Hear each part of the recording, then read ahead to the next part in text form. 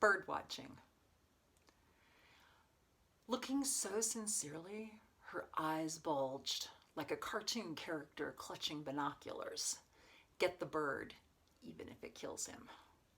It does kill him, but he reappears intact, a hopeful precedent. Bird watching is competition. The guide, determined that they win, barks, no, no, the other green, that branch. See how that faces those feathers that are light tan, blending artfully into the tree, festooned with 17 different rough mossy greens, 13 ways to look. The group breathes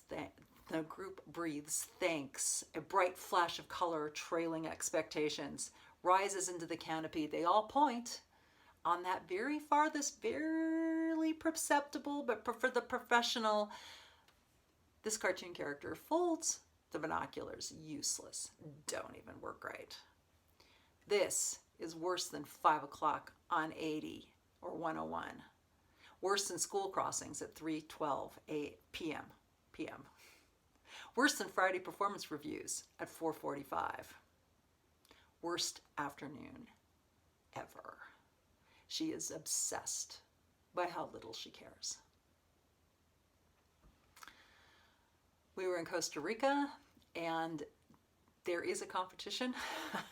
We were in Monteverde, and we were tramping through the rainforest. And I think if we had marched through and came across the Quetzal, that would have been lovely, and it would have been interesting and exciting and a moment. But instead, our guide actually was in competition with all the other guides on the trail to see the damn Quetzal, which is my affectionate term for it, first. And other guides would actually make noise to scare the birds away so that their people saw the bird, but the other guide didn't see the bird. It seemed a little much. So I gave up at one point. I couldn't see anything. I'm not a bird watcher. And so I took the binoculars and I started just looking around. I'd go like this, and I'd look in the trees, and I'd look around, and I'd look at my mother, I'd look at my kids. And my mother says, well, what are you looking at? And I said, does it matter? And my husband got very mad at me and took my binoculars away because I was not behaving.